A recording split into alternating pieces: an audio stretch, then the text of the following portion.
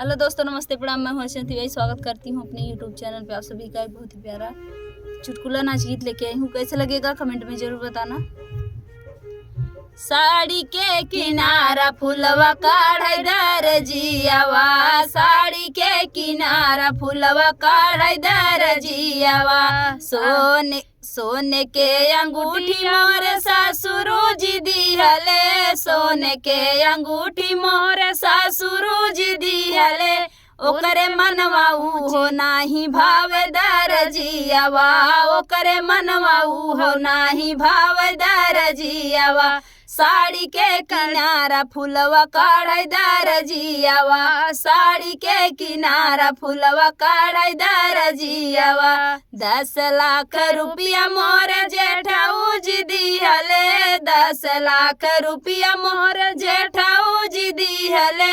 ओकरे मनवा उहो नाही भाव दरजियावा, ओकरे मनवा उहो नाही भाव दरजियावा।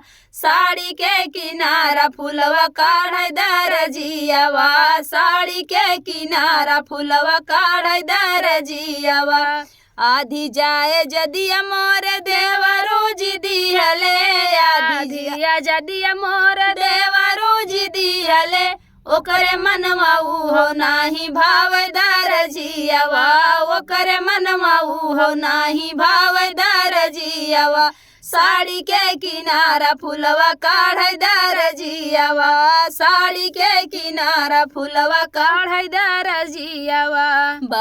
बहुत समझाई बूझी बाला माजी पूछले, बहुत समझाई बूझी बाला माजी पूछले।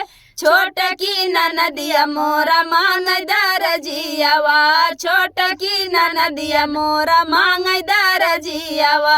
साड़ी के किनारा फुलवा काढ़ दरजियावा, साड़ी के किनारा फुलवा काढ़ दरजियावा।